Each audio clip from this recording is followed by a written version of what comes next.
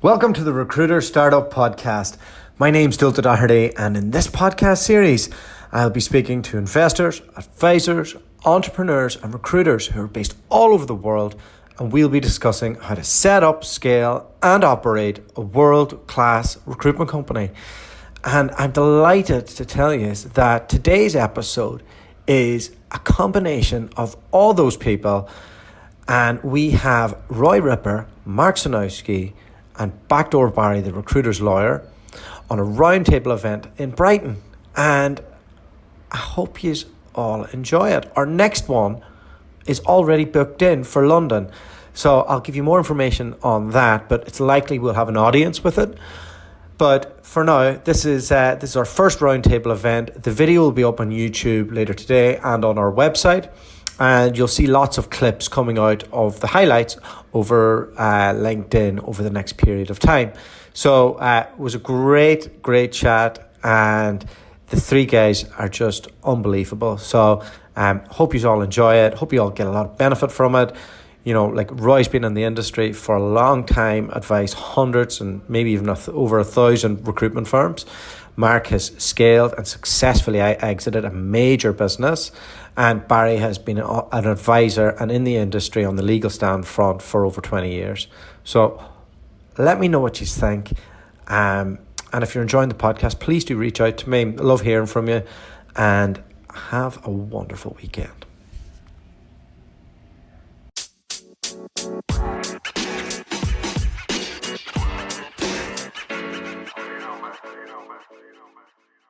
To the Recruiter Startup Podcast.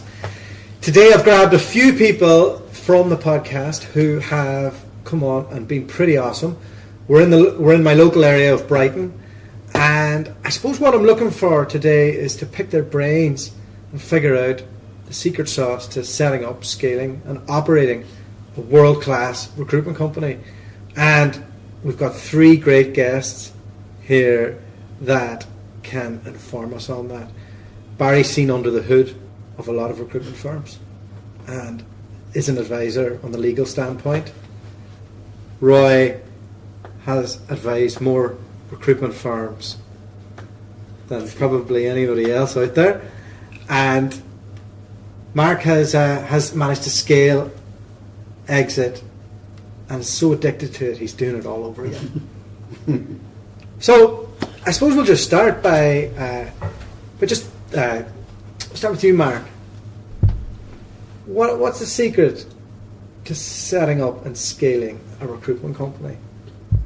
There isn't one secret. I think there is a number of things. First of all, I think you need to go back a bit. Do you want to scale? If you want to scale, why do you want to scale? If you're scaling purely for exit, I think that's very, very dangerous. I think it's very dangerous to set up any business, whether it's recruitment or anything else, if the only exit, the only way you can monetize it is through scaling and hiring loads of people. I see so many posts on LinkedIn which are bragging, for want of a better word, of we're going to hire 50 people this year, 100 people this year. We did hire 50 people, 60 people last year. Yeah. And then I will look on their accounts, company's house, and I see, okay, and how much money did you make? And it's never necessarily as much as I thought. Yeah. And look, of course you can hide various things in accounts, as we all know, but it's scaling, right for you and right for your business. But if you do want to scale, I think you need to, in my opinion, you need to have contract GP, gross profit. I think it needs to be about 30% of your total gross profit, in my opinion, because you need a reliability of income. When we set up Staff Group in 2003, the aim was always to get the contractor GP to cover the fixed overheads on a given month. That was the most obvious thing we can do. So the recurring income was always going to cover the cost base, and everything you made on permanent was going to be straight down as net profit. Yeah. So I think having a good contractor base, we had 65% at Staff Group as a sort of contribution of GP. I don't think you need as much as that. And it was a bit of a machine. That the contract bit of that business. But I think 30% moving forward. And we'll go into a bit more of that. One of the interesting points you just brought up was whether you should choose to scale or not.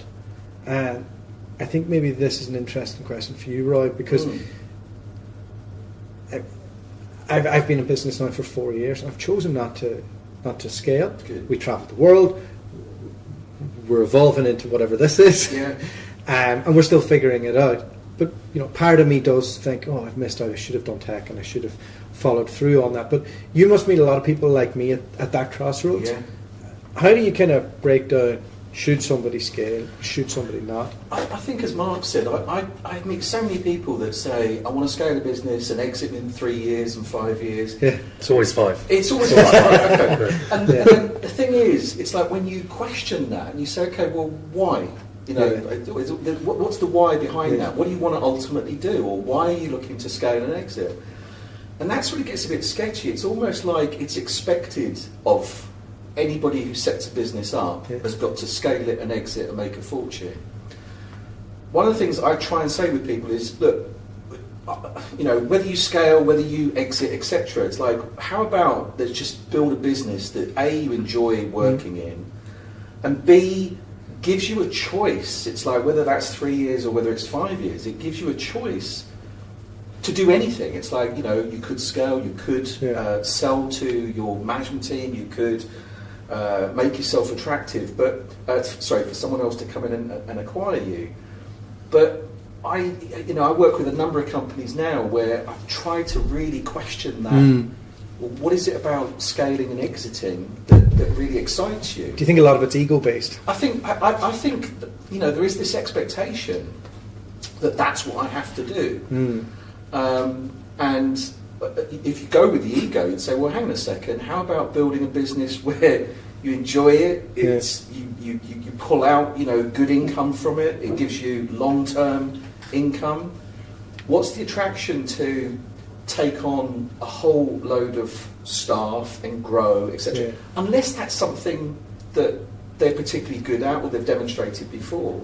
I think it's tough because a lot of us come from those big houses where we're trained in a certain way, and we take our values from that, right? And then we go, okay, I'm gonna replicate what I know, and then you go into it, and then you think, okay, I'll get an advisor, and you join an advisory group, and all they're doing is measuring up against each other on, I'm scaling, so you should as well. So it's tough on that. It was like dick measuring competition, We'll not be doing any of that. Oh, come on. What do you think the differences are if you're going to set up, if somebody like Roy said to you, got a guy, wants to set up a company, he's not sure if he wants to go down the scaling route or he wants to go down a boutique route or an independent. Is there anything from a legal perspective that they need to be aware of if they want to sell or if they don't? Or I suppose bringing it back again, it depends a lot on how you're starting that business. A lot of businesses that are being built initially to scale, they're going to have investment on board. If you're going to have investment on board, you might be able to have the money to put the right steps in place early on, like a decent investment agreement, decent shareholders agreement, get your articles the way they need to be, so that when there's some money at the table, you're not all falling out over it later on. Yeah. Whereas if you're building it more, not necessarily as a lifestyle as such, but not the dirty word. Yeah, but not necessarily specifically to sell. Then you might take a deal first approach. Currently it's worth nothing, right? So if we mess everything up, the worst case scenario is we lose the value of the business, which is nothing. So let's just do it. And just get out there and start doing business and start building it that way, which can be a very different mindset to a mindset of a business that's built specifically for growth and exit. But I think for me anyway, one of the major problems, and you see this all the time, and it's always, I say, it's this 5-year issue. If you are setting up a business and growing a business purely for an exit, you become much more a slave to what the market is doing.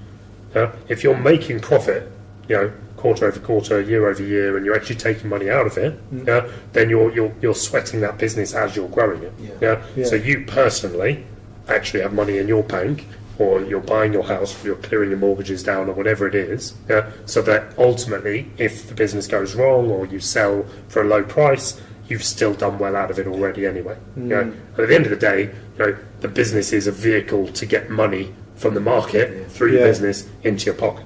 Right, and that's the most important thing. Like if we took it back to late 90s multipliers versus pre-2007 multipliers to where we were 4 years ago to where we are today, those fluctuations, you don't control those. The macroeconomy controls those. They're lower. The PE investors control them. The other trade buyers, that's what controls those multipliers, not you. You might be able to get them up or down 20% on what the market says, but you're controlled by that. And you may have this idea of 5 years, but that 5 years might hit a market low point, and then you're like, well, that's not really what I want anymore. Given that that's happening, and the glory days of when you were doing it the first time, and you got those multiples, when you're looking at it now, when you're operating that business, does it make you more conscious to make sure everybody's billing in the business, to make sure that we're sweating it appropriately? Yeah, I think what Barry said is bang on. I actually haven't heard many founders and CEOs say what you've said, but I think they should be saying what you've said. You've got to earn money on the way up. Yeah. We had a situation at Staff Group. We had an off-board business in 2012, and it dragged on, as they often do. But there was definitely a point, November to December that year, where myself and my business partner thought the deal was going to be done. We weren't even on the market. It was a company in Germany who were looking at us, and a deal didn't go in, and I was crushed for 2 or 3 months after that, because I hadn't even wanted to sell it. And then you get the numbers and the millions. You're thinking about the yacht, were you? You're thinking of the yacht, the house, and all the. Spent it already. You really, I could spend 5 million in 10 seconds, and then it doesn't happen. That was just the lawyer's fees. But you realise one of the things that I felt was frustrating for me at the time wasn't necessarily taking the money out of the business, because we had a contract business. Contract business meant that you obviously have to fund the contractor base. There's only so much you can take to make sure that there is enough left for the people working for you. So and then that was a real epiphany for me, and it was very much okay. Whatever happens now, success, failure, whatever, I'm going to really want to make sure that I'm never feeling like this again, and I will take money from on the way up. So if a deal happens, but it's not going to be the making or breaking of me. And with my new businesses that I've got, I might never sell them. I don't think I will. I don't even know if I want to. I really enjoy the crack. You still enjoy the game, right? Yeah, I enjoy the harder you work, and I find it the more operational you are. For me personally, the more pleasure I get from it. Yeah. And I've got to a stage in my life whereby that is important to me. Interesting. So, is ego not as important to you this time around as it was the first time? No, this time I measure my KPIs of myself are what are my staff really earning? I had a business which had a London hub, where the reality was that you had your superstars, the guys you described at interview, which was no different to our times at S3, who were earning 100 grand in their first year, but that wasn't the norm. And it wasn't the norm at my last business. People who worked for me in London were earning 50 grand a year. That was the reality. Yeah. They were earning base, and then what they were earning on base probably in commission. People who've been there for a long time. So that was my service proposition. That was what I was offering. So now I'm going to try and get as many people in. Certainly, the business in the US, where my measurement of myself is how many people are earning over 100,000 a year, and what proportion of the workforce are doing that. And if that is a high figure, then clearly the business is going to be doing really, really well. Yeah. I love this. And that's Mark's left London, come to Brighton, and become a socialist within a year.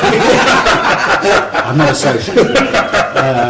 No, but it's important to me. Is it about retaining those people? So it's like, yes, getting them over that 100k, but also keeping good people within the business. Totally. Right. And I think retention of retention of the right people is what everyone says. But do you know what? I want to retain all people. Yes.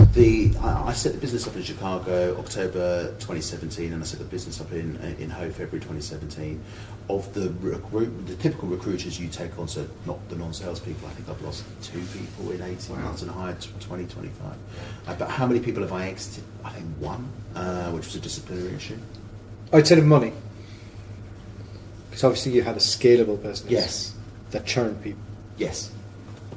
What are the things that are keeping these people with you now that you had big churn in your previous business? I think that for sure now we look after people on a scale that I wasn't doing. You know, particularly the culture of the business was not doing before. You know, if you want to work from home, you know, you've got a reason to. It's not questioned. Yeah.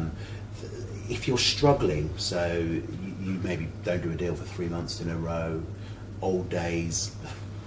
You're the chat's coming. Managed to 3 months is generous. If you're speaking to me, But if you're speaking to me on a Friday afternoon in an office, you probably are a little bit, you know, reluctant. No, it's cool. You know, if the attitude's right, you'll come back. I'm a lot more relaxed about it. I think I'm in probably a slightly, you know, different situation to most people, where I'm financially secure. So, you know, whether they come or go, you haven't put a time limit on your exit as well. On the new ones. Yeah. No, absolutely not. No. So I can imagine the pressure must be. No, I'm in no rush. You know, it's. But working for you must be a nicer experience this time. Yeah, it's definitely a little bit more about the whole. I don't really like losing staff. I think if staff go, resignations or being fired, I do think, certainly with millennials, and we'll talk about a bit more about this later on, but I do think it creates uncertainty, it creates a culture of fear, and I had that in my last business. You know, I recognise that to an extent, but I don't want to have it. I don't want to have it necessarily moving forward. Just before we jump into millennials, now is kind of the time of founders around my age. I'm just a little bit younger than you, but a lot younger than me. No comment. But I've had people on the podcast, and they've sang your praises. They're running good businesses, and what's it like now advising founders these days as opposed to 10 years ago? Is it different? Are their values any different? Is the proposition different? Is it all the same? Yeah, I struggle to answer this and say that there's anything remarkably different. Yeah. I think the values are still the same. I think, you know, if you're going to set up a recruitment business, first of all, few do. There's a lot of people that talk about it and never get round to doing it. So I'm always, you know, I applaud that. It's an entrepreneurial spirit. And that's always been around. I don't think that that's changed because people were born, you know, the other side of the century. So I think I've got a reputation in the industry for being somebody that's described as old-fashioned on certain things, and I that's traditional. It's like traditional values. So, what would you say that is? Well, you know, I think there's a lot of people out there that say, "Oh, you never have to sell. It's not a selling environment anymore." I totally disagree. I think recruitment is a sales industry, and I'm really proud that it's a sales industry. I think if good old-fashioned sales skills are old-fashioned, then you know, I'll keep taking that tag. I think recruitment has always been about communication. It's not difficult. It's not rocket science. If you ask your candidate the right questions, they'll tell you how to place them, and if you ask your client the right questions, they'll tell you how to make placements with them. The smart people, whether that was back in the 80s, 90s, noughties or now, the smart people have always been good at asking questions. And people that haven't been good in those decades as well just don't ask. So you know... Let me rephrase that. Okay. When you look at all the people that are calling you all the time, yes, the people in trouble, yes, what are the themes there? What are the themes? What are they doing wrong that Mark's obviously doing right? Like, what is that? What I'm trying to get here is there's a formula here, and some people are selling it as snake oil. But you figured it out. It's worked. But then lots of people haven't. So what do people get wrong generally? I think where the vision is unclear, you know, when you speak with someone like Mark, it's like the vision in any of your businesses is very clear. This is where I want to go with it. Even with the new business, it's like, okay, we don't have a timeline with this, but this is the type of business that I want. And it doesn't matter whether you are a small business, a medium business, or a huge business. If you haven't got that vision, you're going to struggle, So yes, the people that contact me that are in trouble, the first thing I check is, what's your vision? Yeah. And is the vision in line, is it congruent with you as a person? So again, going back to this thing of people saying, I want to scale my business and I want to sell it and everything else. It's like, but, is that congruent with you as a person? What's your life about? What do you want to be doing? What do you want to be known as? If you can get those things in line, then... Well, actually, you're almost like a counsellor at some stage. What I see a lot of as well is people have a vision of what they want their business to be. Yes. Right? But the vision of what they want their business to be is at least 6 to 18 months ahead of where they actually are. Yeah. So it's day one, new business. I'm the chief executive of Joe Blogg's Recruitment Services Limited. Yeah. You would think you're a chief executive of 100 employees and you don't have to do deals anymore. You've got to get out there, you've got to do the business, you've got to get your hustle on and actually do deals. Yeah. People, and you see a lot, even within established recruitment agencies, you see, decent biller becomes team leader, sits back and goes, oh, I'm managing 2 people now, brilliant. Great point. How do you stop that? I think you've got to realise who you are. I mean, if you've got a sub-20 recruitment business and you're wearing so many hats, you're HR, you're probably involved on the finance side of things, you're sales, you're operational, and I think it's so important to recognise what you are and what you are doing on a day-to-day basis. Write your own job spec out. That's what I would suggest to people of what you're doing when you're sub-20. I must say, when I got to over 100, I think when we exited we had 130 people, it was my job with my co-founder was just managing managers. And that's non-sales and sales. Contact with the team wasn't, I wouldn't necessarily know what they had done every weekend. When I had sub 50, I would typically, make a point of knowing the name of boyfriend, girlfriend of the staff members that we had. And the job changes and the job evolves, and you've just got to be really ready for that. And I think, and it's changing now, and you've got to be relevant. I found having a break from 2015 to 2017, so 2-year break, and I was on a gardening leave and non-competes and so forth. Amazed at how much had changed from technology and recruitment to it's crazy now, isn't LinkedIn. All of a sudden, like, video is everywhere. LinkedIn. And it feels like it's been an overnight thing, but it isn't. It's the evolution of it. Yeah, it's. Talk to us about video in recruitment, hey. I'd like to come back in on this point about startups. So from a small business point of view, it is this thing of having to wear so many different hats. The typical path that I've seen is good recruiter working for a firm has billed X number of pounds or dollars and looks at it and says, you know what, I should be doing this for myself, right? And Robert Walters, they didn't give me anything. Right, exactly. They make the mistake of assuming that because I was a good recruiter, I'm going to be a good recruitment business owner. Yeah. So that's the biggest thing. And yes, it's like dealing with that ego at the very beginning is a challenge. The first thing is knowing that actually a good recruiter doesn't necessarily make a great recruitment business owner. Yeah. You do have to be, an operations director, a sales director, a HR director, an accountant, or a finance director. You need to wear all these hats.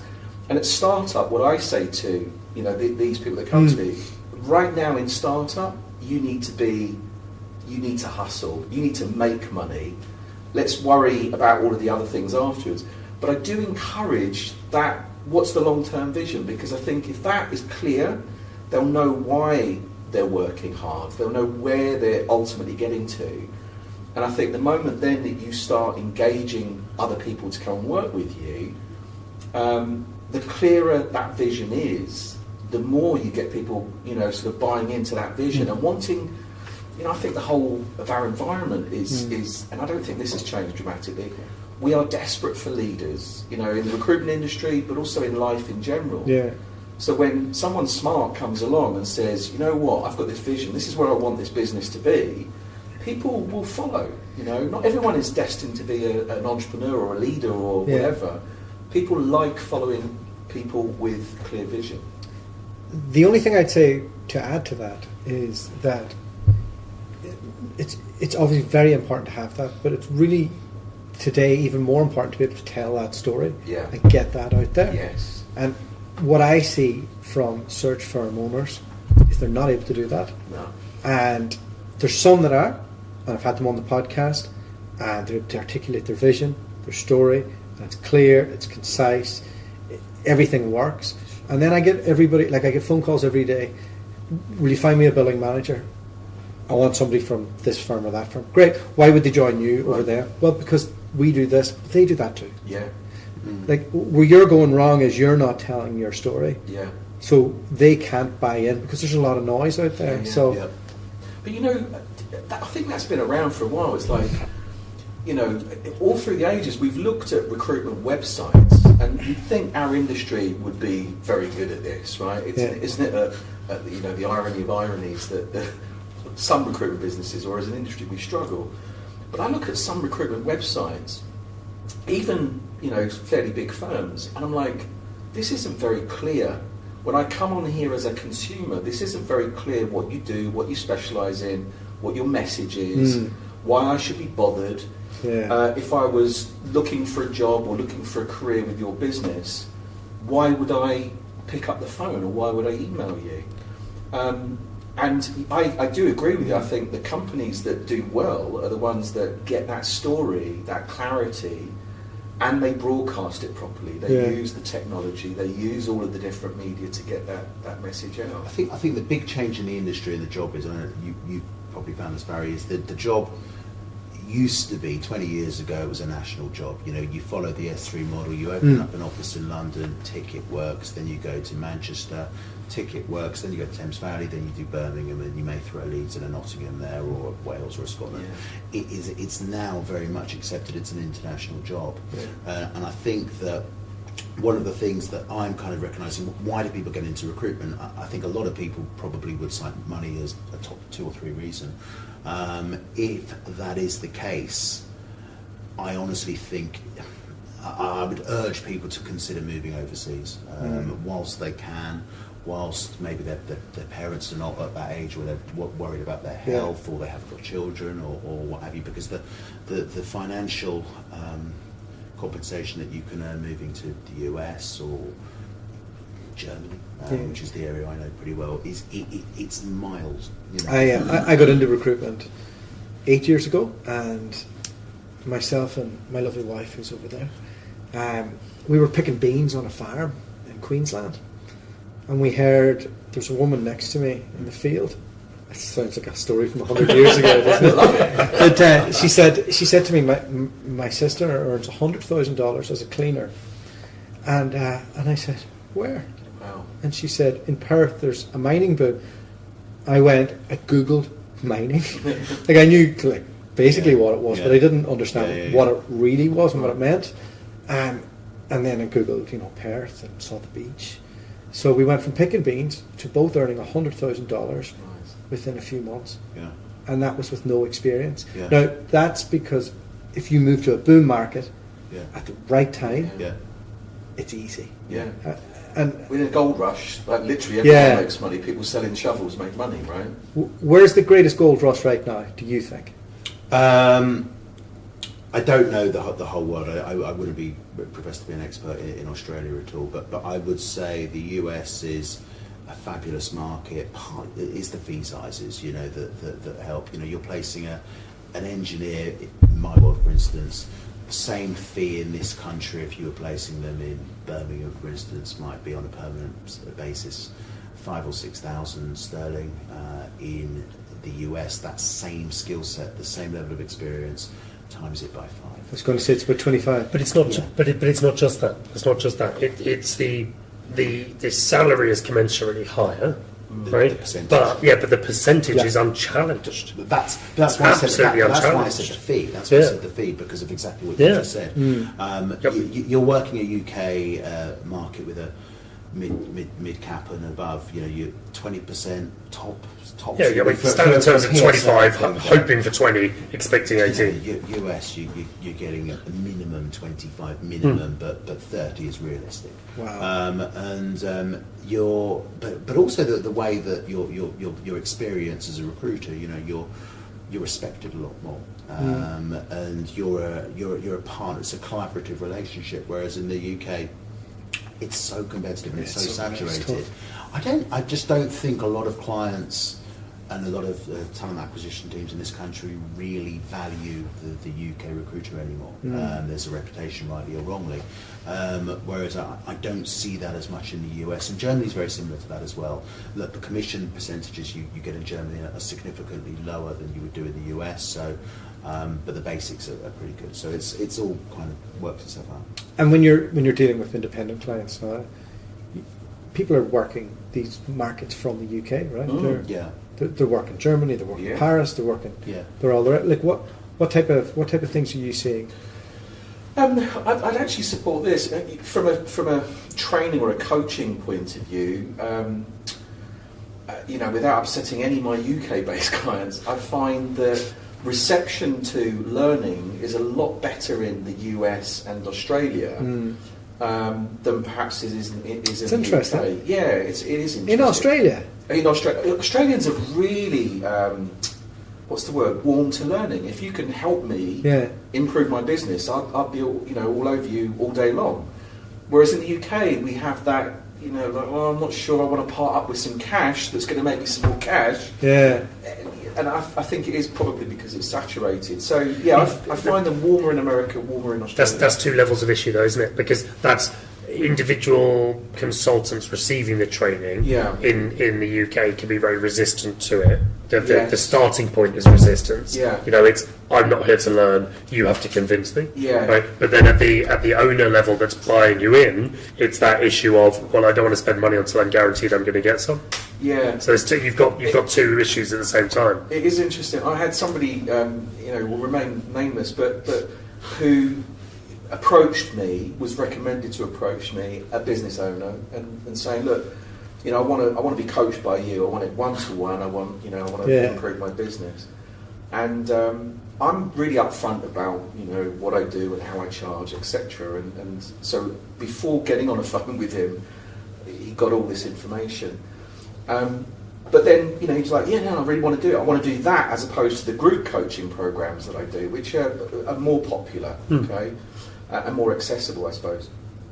But he got on the phone. I spent a good hour or whatever with this guy on the phone, and it was all the reasons why he should do it, and we talked about them and talked about the improvements. And then when it got down to it, it's like, well, so what are you going to do? Are you going to go this or this? He said, actually, I'm not going to do anything. It's like he ended up making no decision from just two choices. So, of course, I'm never going to let him get away with that. It's like, why aren't you kind of just taking some action? Yeah. It's like, well, I will do ultimately. So talks of going. Typically in Australia, or if I speak to an Australian or an American-based recruitment business, the proposition is very clear and the value is very clear, the ROI is very clear, they'll just say yes. You needed to give them a third option. Do you want to do this? Do you want to do that? Or do you want to do exactly what you're doing now? So I've recruited in Australia for a few years, and what I find is they're obsessed with meeting face to face. Yes. And they're obsessed with relationships to the point that it pushes down their rates. Right. And those two things mean that you're in a localized market and you're handshaking with your mates all the time. Yeah. So that's why you don't see too many Australian businesses scaling outside of it in the same way that in America or in Australia, in Germany, that you could be in New York and you could be hitting every state. You could be doing Germany from Brighton and all the rest. And I find that's the core difference. Yeah, I do remember a time though in Europe, I mean Germany and Switzerland and actually France as well, where it was all about the relationship. It was about if they would sell quite hard to get the relationship, but once you've got it, you weren't usurped by somebody coming along and offering cheaper rates or whatever. Yeah. There were good relationships on a handshake, etc., and good. But so it surprises me a little bit to kind of hear, well, no, maybe it's not the same. I think markets have got bigger, which is great, but I think relationships are good. But to the point where it prevents them from. It prevents them from working the Singaporean market, from from Australia, from doing Hong Kong. Some of them are doing, don't get me wrong, Smart ones. but smart ones. But they're not the norm. I mean, They're not the norm, What you're right. saying is that it's typical, for sure. Yeah. For sure. Running a recruitment business now compared to years before, when we look at what people are doing on a daily basis. I mentioned to you before we came on air that when I was in New York, we went to a lot of offices, and one stood out, and that was Faden's. Right. That there was energy there, that it was like walking in, and I know this can be said in the wrong way, but it was like walking into a Wolf of Wall Street environment, and I'd be unapologetic about that. I think that's a great thing. Yeah. And I thought, wow, what a formula you've built here. It's hard to do that now because people are more resistant to being on the phone. They're messing around with video like me. They're being marketeers instead of recruiters. Yeah. They want to be strategic straight away. The world's changed. How do we build businesses now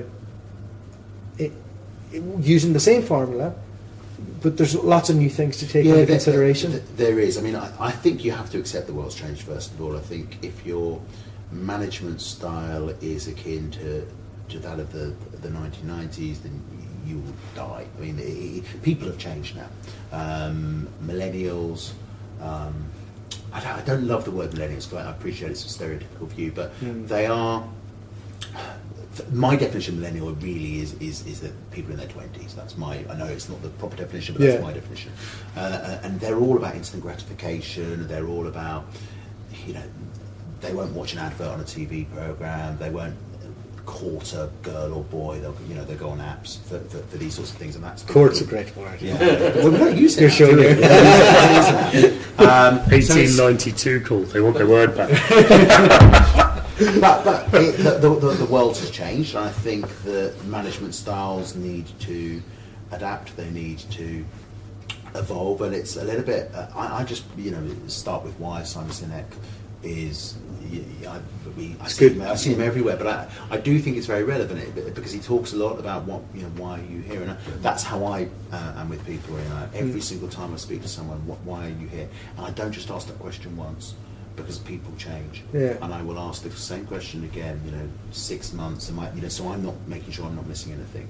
And you've got to make sure that you are giving people what they want. This job, this industry is very, very competitive. And do people want to work 12, 14 hours in the day?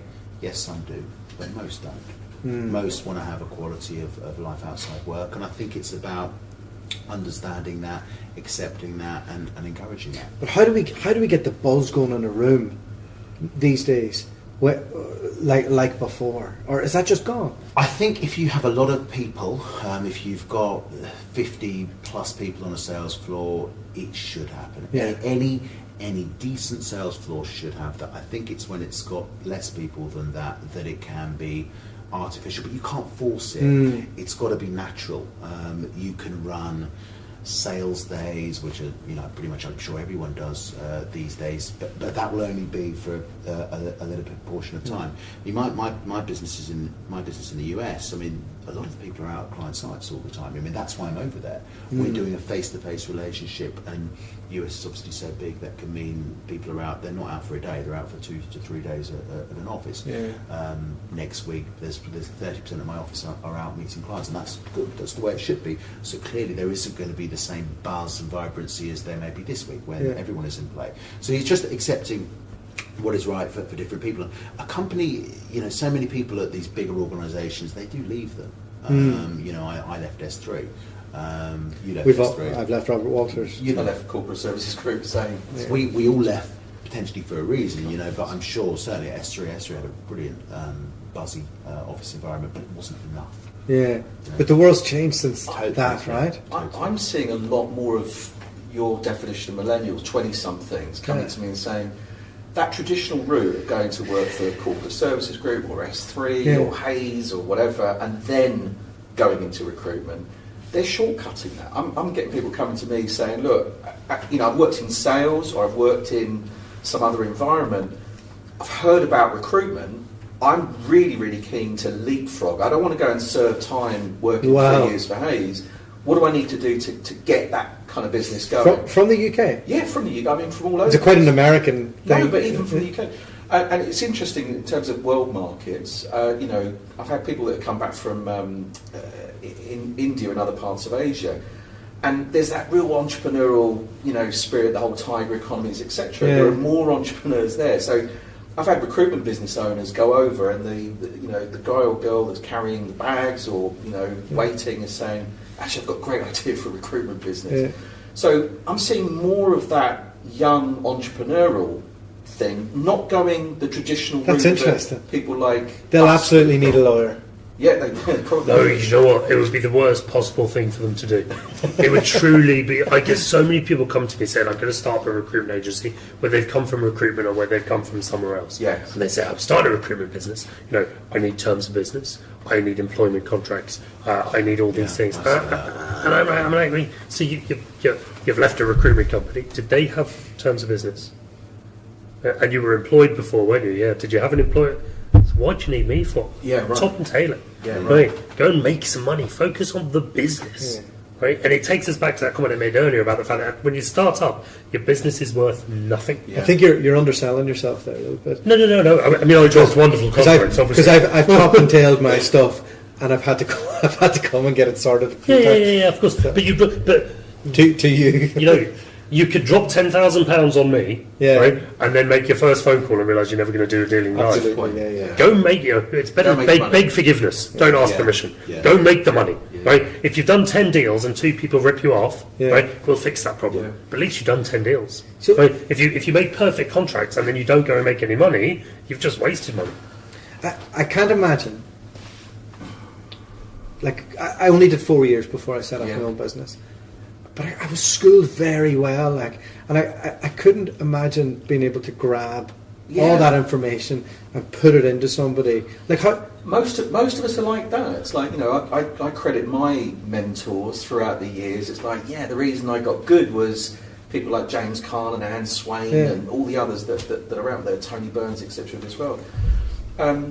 But this new breed is saying, let's just rip up that rule book, because what I can do is that whole mirroring and emulating somebody else's pattern. So they'll ask me questions like, well, who are the most successful people in recruitment? How do they do it? And what do their businesses look like? What do I need to do on a daily basis? And some of those 20-somethings they're not scared of the long hours, etc. What they'll do is they'll say, whatever it takes, I want to shortcut it. They want to leapfrog where their contemporaries may be doing that traditional route. Not entirely sure with some of these people what their end goal will be or what it will look like, but just I'm enjoying the journey. I'm going to get there, and it will be great. It's new. It's different. It's kind of the Facebook generation in terms of and then maybe down the road on data we have something. I don't know. It was loose. Absolutely, It was loose, right? But I think I would have felt uncomfortable with that 20 years ago. Yeah. It's like I want structure. I want to, people that have left big recruitment firms go, okay, well, I know how that big recruitment firm worked, and I'm going to do mine slightly differently, but there's going to be some similarities. So Mark, how doing different? knowing that these kids are just looking to hoover up your information and take your business, how hard is that to give them the keys? If people want to go, they're going to leave. People leave leaders, I think, rather than companies. Yes. You look at most people who we all know. Why did they leave? Some bit's company, but a lot of it possibly is the leader. So I think you've got to not take them for granted. You've got to appreciate loyalty is a two-way thing, and you've not got to make sure that you don't give them a reason to leave. But if people are not billing money, if recruiters are not billing money, the typical reaction is they often will look for someone to blame. I understand the need sometimes that people need to look at other people than themselves to do that because it's easier, maybe. Yeah. And if people are not billing and they're not earning the commission that perhaps they expected, they will go. Yeah. So your business has to make sure it can bring people through. and you need to make sure it's all very well having these one or two people who are superstars, but what is the person who's been in your business for 6 months really do? What about your mediocrity, for want of a better word? Your mediocrity needs to be better this year than it was last year. That's the secret sauce, I think, for growing, because they're important. They're normally higher in number than the superstars and so forth. And you need to make sure you can try and get 10%, 20% more from these individuals than you possibly can do, and not give them a reason to leave. There are rectorex everywhere. Most people horrible people, but they fill a need. But I still tend to think a lot of people who are doing really well at recruitment companies, it's quite unusual for them to go and jump ship. Of course it happens, but it's not. You'll know this better than anyone else. It's often not the case. Yeah, and that's why we do the international space, because you could be $1 million biller in Barnsley, but you're still in Barnsley, Come on out to LA, let's have a laugh. Absolutely, the world. The biggest difference this is what I say to people at a dinner party or whatever. Watch Dragon's Den. We've all watched it. It's been around for 10 years. Then watch Shark Tank, the US equivalent. Yeah. Then come and talk to me. I don't need to do any more than that. It's just a look at the levels of successes of the businesses in both of those that have been going around. It's a different world out there. There's a topic I'd like to get you all your input on, and it's how to create an authority within your niche, because we all know that the world's changing and that there's so much noise out there, and that the phone isn't enough anymore. People don't answer the phone, or not the way that they used to, and people definitely don't listen to voicemails, right? So the old techniques aren't what they were. I'll start with you, Roy, because you've got training courses on this. What can we do to become that authority? Again, and I hate to be the voice that says, look, there's always been authorities. I remember speaking to it was Nick Clark, and asked him, he's XS3 and started up Carrington Fox. Nick Clarkin. Nick Clarkin. Yeah, he's the and I asked him, he went from IT recruitment within S3 and then started doing trading, etc., and built a huge company with Carrington Fox. And I asked him, how did you do it? And I love asking people that questions, like, how do you do it? How do you do it? And he said, well, whilst at S3, I was placing IT professionals, I was looking around at different people around me. He said, and we didn't really understand the technologies that we were placing in. He said they were buzzwords. He said, but what I realised was, he said, in the land of the blind, and I always remember this, I quote him now, in the land of the blind, the one-eyed man is king. He said, if I knew just that little bit more than the guy sat next to me or my competitor across town, he said, I could do well. And his thing there was, went to set up Carrington Fox, and it was all about trading, and he educated himself. He paid to learn 2 trading models in order to be able to not trade, but to place traders. Now that's an example. The key thing that I would say is, if you want to be perceived as an expert, it's not just about sticking a sign up outside your door, calling yourself a thought leader or a guru or whatever. You have to understand your niche, and that's why any recruiter that comes to me now, or anybody who's wanting to set up a business, it's about niche. If you don't have a niche that you operate in, then fully expect AI, robotics, the huge recruitment businesses to come in and, and that's been around for... So it's about brand. Yeah, I think, it's about knowledge. It's about knowledge. You've got to own a space, and you're asking, in a world that's full of noise and maybe people going after the same pieces of market, I think if you understand a niche, and if you understand within that niche the people, which is the key thing, the candidates and the clients, what are their biggest challenges? If you can then provide content which is answers, again we're coming back to this thing of ask great questions but listen to the answers. If you can answer those questions in whatever form, video or blog posts or social media, etc., people will start to recognise you. But gone are these days where we used to keep content like, this is my content, it belongs to me, it's never going to go out Like there. your coursework. Like courses, that's what we used to do. Yeah. Now it's about, you have to put that expertise out there. You have to, and you can't just be beige. You've got to have an opinion. Yeah. You've got to have a slant on it. And you've also got to recognise that not everyone will love your slant on it, but have a slant. Yeah, if it, Have an opinion, because that's what people will pay you as an expert for your perspective. People will pay you for the knowledge. And if you've worked, 5 years in an industry, that's 5 years of experience that if I wasn't in that industry, I would pay you for. And we talk a lot about marketing. Yeah. Before, when we had lunch, I said, why aren't you called Backdoor Barry on your branding? Why aren't you called like Barry the Lawyer? Because that's what everybody knows you on. Yeah. Right? So it's a challenge for me though, that sort of association. I mean, everybody calls me Backdoor Barry. I tried to call myself Barry the Bat. I was like, that works, debt collector, Barry the Bat, beautiful. And then everyone's just like, no, you're Backdoor Barry.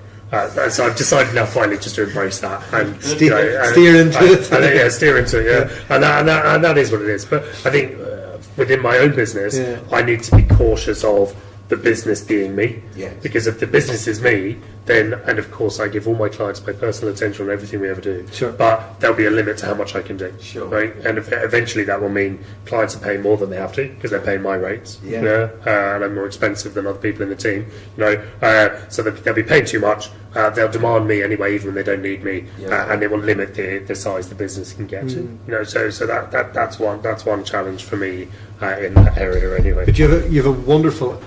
Yours is a bit more complicated than ours because your content, you've got the best content in the world because you're dealing with conflict all the time. 100%. But you have to be careful in how you portray that. So I don't know. I don't mind too much because give us a few stories. Well, because also we only act for the recruiter, right? So we our sort of, I suppose our headline strapline is we make sure recruiters get paid. I love right? it. That's it. Right, that's what we do. Yeah. Whether that's because we're recovering fees, whether it's because we're finding backdoor hires, or whether it's because we're advising them on how to run their business to make sure that they don't get ripped off in the first place. Ultimately, the vision is making sure the recruiter gets paid for their work. Great. Right, that's it. Right. And to big him up here a little bit, I had a call the other week from an ex-colleague of mine, and he said, "Oh, will you come on board as an advisor? I've got a couple of things I want to put past you." And I said, "Okay, no probs." So we sat down, and I said, "Okay, before we go into it, show me your debtors. Let me see what you've got." Good. And he went through it, and I said, "Okay, what about this one?" And he said, "Yeah, I know, it's gone." Right. I said, "No, it's not." I said, "There's the number. Give him a call." And we just got. You got the money yesterday. He got the money yesterday. Nice. So there we go. Who knew? So you paid your fee already? Just to yeah, I know. I bought lunch. So sorry, go on. But taking it back to what you said about knowing your market, that the one-eyed man being king. I'm 10 years ex-recruitment. I describe myself as a failed recruiter, effectively. I was doing C++ and Java contract placements in the .com era. And when that finance disappeared, I went, "Oh, I'm a year 2K tester." And then when the 1st of January came, the world didn't end. It was like, "Oh shit, now what do I do?" Because I couldn't. I was rubbish. I was absolutely terrible at it. But that was the point I went off and got what my mum likes to call a proper job. I went off and started to become a lawyer. But the immediate credibility 10 years in recruitment gives you when you're effectively selling to recruiters, most people go to a lawyer and they're like, "So, replace this contractor," and they're like, "Which means we have to have a contract with the client and then one with the client." I'm like, you have to explain all of that. Right, let's get down to what we actually need to talk about. Nice. And I think that hopefully comes across. Yeah. And what I'm slowly starting to catch up with is, video pieces, thought pieces. I think LinkedIn was a really good example of a tipping point when recruiters realised actually that data in our database, everybody's got it now. Yeah, that's So that's not our value anymore. Our value used to be how many people are on our database, whereas our value isn't that anymore. Our value is what the PPH is for your consultants, how many deals you're doing, what your ratios are, contract to perm. That's where your real value is as a business now. And it's recognising that, and that's why now what I'm starting to do, and only starting to do, is just give away all the knowledge. Good. Like we're members, supply members of APSCO, not trying to pitch particular trade associations, but and we're in the process of developing a debt recovery toolkit for them, right? So that members of APSCO can just go off and do it themselves. Because I know the reality is, I can give everybody the tools, but eventually they're going to realise, you know what, it's easier just to get IntroProtect, get parity to do. So giving that away actually just gives you that credibility, and makes people realise you are that. Would be an in-house counsel of a staffing business. Do you know what? It's amazing how many in-house lawyers instruct us because they can't litigate. Yeah, because they're contract managers and they're compliance people. I had one. They're not cutthroat knee breakers. Absolutely not. It was a disaster. It didn't work Yeah. at all. 100%. Your solution is, you're only paid on success. So. Yeah. Thanks for the pitch. Cheers, Mark. It's this thing about technology. I love technology. I know we're going to come on to big things or greatest things that have hit the recruitment industry, but technology has been the leveller. And I remember when LinkedIn was first around, recruiters were like, "Wow, this is such a great tool." Until LinkedIn started selling those same tools to their clients and realising that actually we haven't got that differentiator. Yeah. I think we have had to change. I would love to get hold of your brand, because I would say to you, Backdoor Barry or some flavour of that is the difference, and we see it in lots of different brands. Something huge like Virgin, Richard Branson is that figurehead. He doesn't have to do every single deal. He doesn't fly the planes or give them the peanuts, but that figurehead is somebody that attracts other people into the business. I think in marketing terms they call it the attractive character. So it's the first time I've been called that. Well, we're friends. It's the attractive character. The story that you were saying, because it's recruitment, the clients of the clients of those recruitment businesses are the us and them. The fact that you're supporting the recruitment business gives you a great ante, and I think if you look at any successful brand or story behind those brands, we use these different kind of like storylines, the us and them, and was it the reluctant hero? I think speaking to Charlotte earlier on, she was saying it's like, you kind of almost you don't put yourself down, but you make yourself seem more real by admitting flaws. I tell people when I go and train them, I was never the best recruiter. I was okay. The reality is, and don't tell anybody, I was actually quite good. But if I sit down and say, I was a really good recruiter and I did this type of billing and everything else, they're going to think I'm a smart ass, and I'm not then got much in common with somebody who might be struggling right now. So there's all these different things. But branding's fast. I think it's massive, yeah. I did it in uni and I didn't learn anything. And I've only started to kind of get a grasp of it recently. And my friend Dana Robertson is one of the top branding guys in the UK, and he redid our brand as a favour. Wow! So we changed from Pro Recruitment Solutions to Dualta Doherty Partners, and he went through the whole science of it with me. It's too complicated for me to go into it, but basically he made it clear that if you're centred to the brand, then you just steer into it. Yeah. Unless you're going to create something that's going to be absolutely massive and be outside of yourself. And this is where I want to ask you a couple of questions. You've successfully created different brands, one major brand that's a household name now. Was there a conscious decision not to name it after one of you guys, or joint your two names together?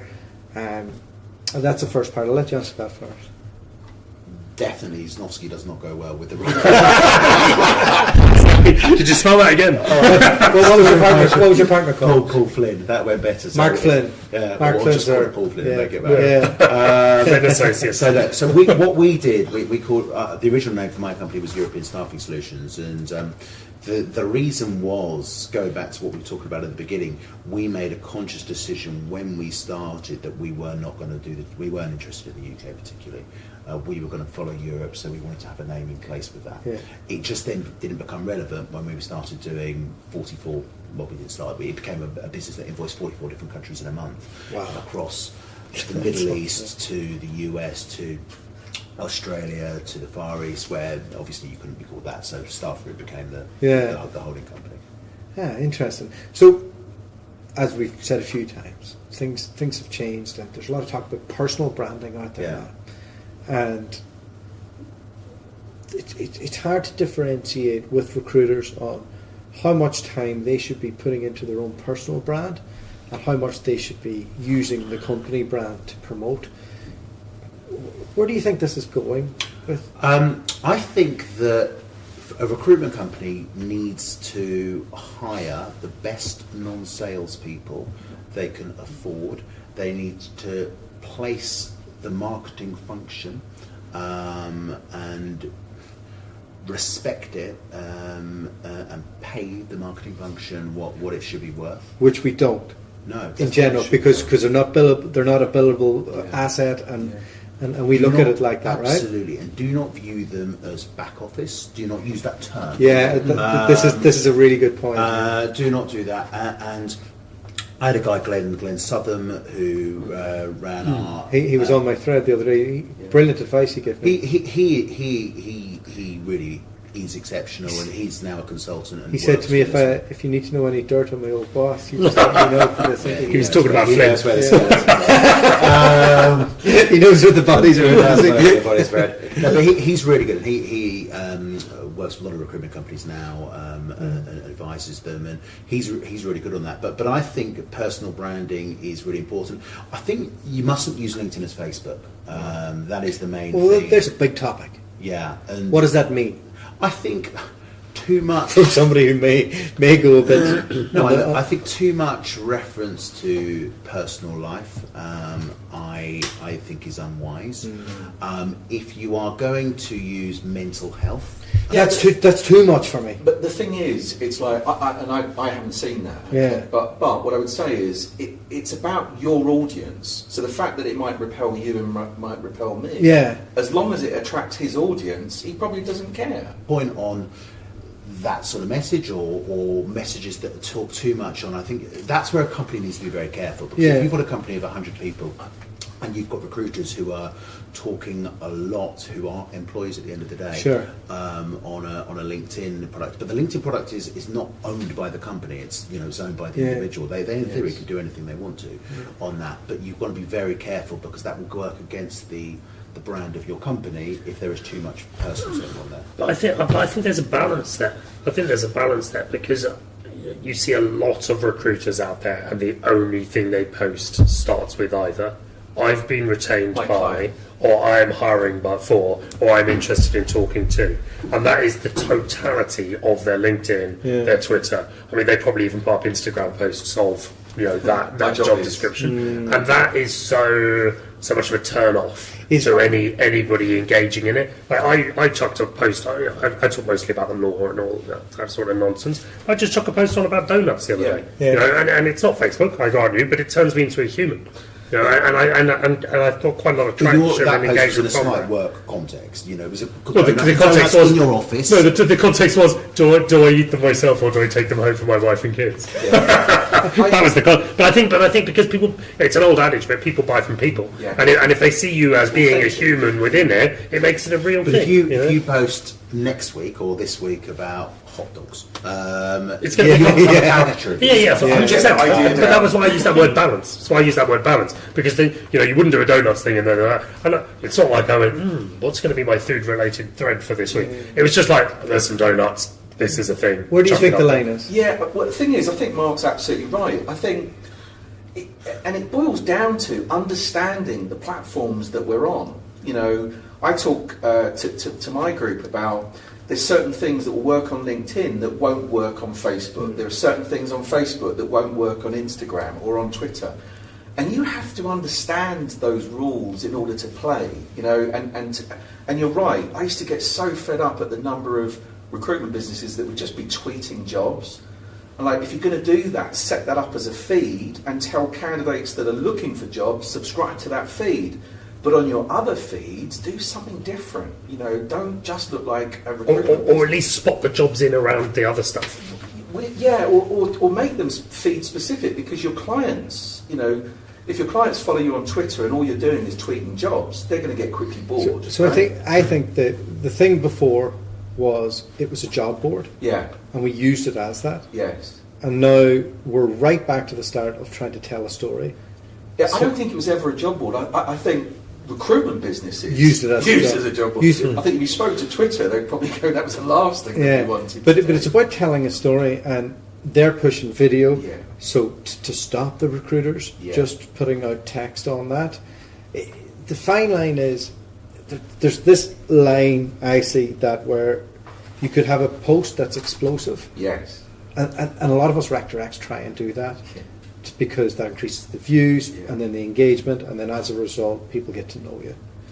But it's how to navigate that without falling out with the wider audience and keeping it professional. I think it's understanding, as I say, that those platforms are the audiences that are there. I think recruiters over years, we've just committed the worst faux pas. I know people on LinkedIn that, I know people on LinkedIn that will block recruiters because they get fed up of just the stuff that's there. Yeah. I've got family relatives people in my family that just do not want to speak to recruiters because the moment they put anything on there, they're just hammered, absolutely hammered. I had to tell my own mother to stop liking my posts. It's like I'm losing credibility every time you do like this. Mine, I always like likes. But yeah, I think it's, as an industry, and again, good and bad, right? There's some people that do very, very well in recruitment from social media because they understand the rules of engagement.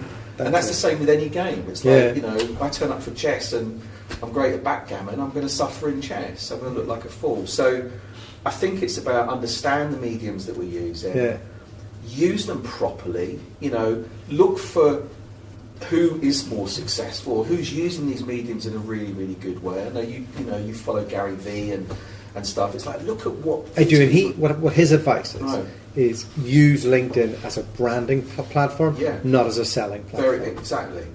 So what is it? How do we do that? We have to tell the story behind things, and I think as recruiters we have to celebrate our network. Yes. Isn't describing it as a branding platform versus a sales platform to misunderstand the fact that the Venn diagram of those two things is entirely overlapped, and the branding is part of the sales process. But it's brand then sale, not sale then brand. Yeah, I appreciate that, but it's like so you tell the story to get to the brand. Well, it's like the brand, and then the brand leads to the sale. Yeah, but it's like everyone's petrified of everyone thinks cold calling is a bad thing. Yeah, right. It's not a bad thing, but it's better to have a cold call where the person knows who you are already. Yeah. So it's still technically a cold call, but they've seen so much of what you're talking about. They've seen so much of what you're talking about. You've already built credibility that when they hear your name, they're like, okay, shit, that's fine. The worst type of cold calls from you, right? Because generally speaking, you get this voice. You get this voice, and then somebody owes you money. Yeah, you get this voice, and you get, when are you going to pay? Is it today or was it yesterday? I owe you money. I'll just be getting my checkbook out. That's right. We don't take checks. I think you've got to be authentic on LinkedIn. You've got to be yourself. I also think that it's not the forum to disagree with people, particularly with any vitriol. I think use your personal stuff for that. I visualise you like Harry Redknapp looking at his footballers, tweeting something and going, come on son. Turn that phone off. Do you know the thing I love the most is when you see recruiters on LinkedIn liking or commenting on LinkedIn posts from their competition. Right. It's like, oh great, so you basically just exposed your whole LinkedIn network to the guy or girl that recruits against you every day. And you said, oh, that's really interesting stuff, thanks for that. Love that. All right, lads. Well, that's us. Thank you so much. And I learned so much off you guys today. I really appreciate your time, and hopefully we can do this again. You're brilliant. 100%. Good fun. Enjoyed it. Thank you. Thanks. The podcast you just heard was made using Anchor. Ever thought about making your own podcast? Anchor makes it really easy for anyone to get started. It's a one-stop shop for recording, hosting, and distributing podcasts. Best of all, it's 100% free. Sign up now at anchor.fm/new. That's anchor.fm/new to get started.